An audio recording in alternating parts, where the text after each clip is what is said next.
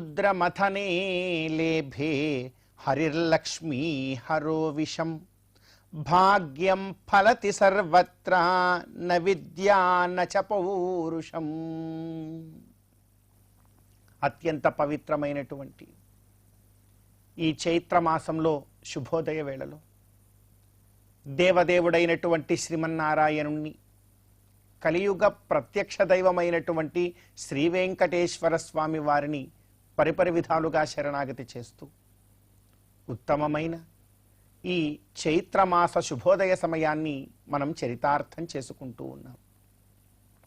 ఈ చైత్రమాసంలో మనందరి యొక్క ప్రధానమైనటువంటి కర్తవ్యం గోవిందుడి యొక్క ఆరాధన.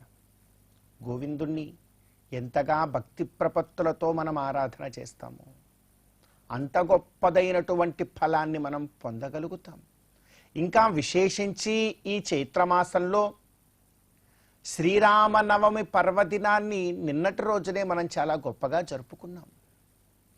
రాముడు చూపించినటువంటి ధర్మ మార్గంలో ముందుకు సాగుతూ భాగ్యవంతులమై మనం ఎంతో గొప్పగా ముందుకు వెళ్ళాలి. అందరూ అంటూ ఉంటారు భాగ్యము భాగ్యము అంటారు. భాగ్యం అంటే ఏమిటండి? ఎలా వస్తుంది అంటే మనం ఆచరించినటువంటి పుణ్యకర్మల వలన మనకు భాగ్యము అనేటువంటిది పుడుతుంది. ఆ భాగ్యం బాగా కలిగి గొప్పదైనటువంటి భాగ్యవంతులం మనం కావాలి అనంటే ధర్మ కార్యాన్ని చక్కగా ఆచరించాలి. రాముడు చూపినటువంటి మార్గంలో మనం ముందుకు సాగాలి. అందుకే భాగ్యం ఎంత గొప్పదో అంటూ ఒక ఉదాహరణ చెప్తున్నారు. సముద్రమథనే లేభే హరిర్లక్ష్మీ హరో విషం. పరమశివుడు ఎంత గొప్పవారు, మహావిష్ణువు ఎంత గొప్పవారు. సముద్ర మథనం చేస్తే ఆ సముద్ర మథనంలో మహావిష్ణువేమో లక్ష్మీదేవిని పొందారు, పరమశివులేమో విషాన్ని పొందారు. అయ్యా ఏమిటండి పరమశివుడు విషాన్ని పొందడానికి గల కారణం ఏమిటి? మహావిష్ణువు మహాలక్ష్మి అమ్మవారిని పొందడానికి గల కారణం ఏమిటి అంటే దానికి కారణం శాస్త్రమే చెప్పేశారు. భాగ్యం ఫలతి సర్వత్ర న విద్యా న చ పౌరుషం. అక్కడ భాగ్యం ఫలించింది తప్ప పాండిత్యమో పౌరుషమో వీరత్వమో కానే కాదు. పాండిత్యము పౌరుషము వీరత్వము అని అంటే మహావిష్ణువు పరమశివులలో వీరు గొప్పవారిని తేల్చడం ఎవరి శక్యమో కూడా కాదు. ఎందుకంటే వారిరువురు అంత గొప్పవారు. విష్ణోశ్చ హృదయం శివ, శివస్య హృదయం విష్ణు అని కూడా శాస్త్రం చెప్తోంది. అంత గొప్పవారు వారిరువురు కూడా సమప్రభ కలిగినటువంటి వారు. కానీ అలా ఉన్నప్పటికీ కూడా వారు మహాలక్ష్మి అమ్మవారిని పొందారు, ఒకరు విషాన్ని పొందారు. కారణం ఏమిటి అంటే భాగ్యం ఫలతి సర్వత్రా అని శాస్త్రం చాలా గొప్పగా చెప్తోంది.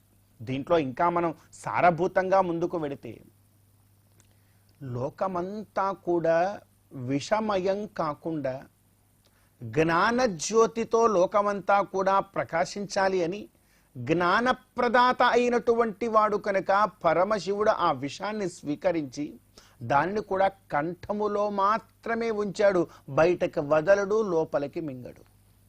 అక్కడ మాత్రమే కంఠములో నొక్కి పెట్టి లోక కళ్యాణం కోసం ఆయన ముందుకు నడిచారు.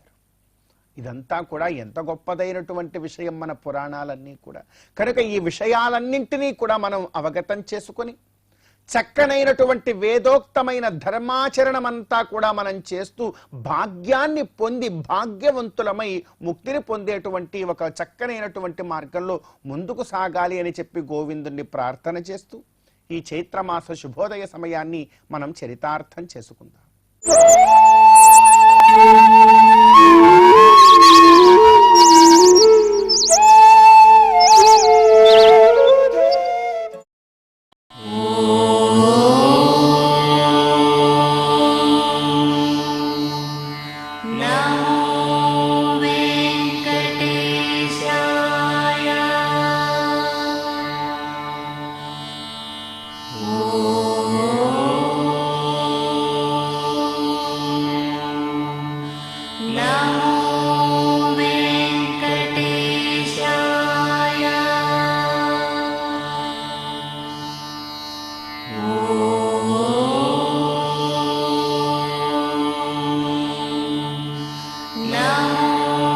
వెంకటేశాయ.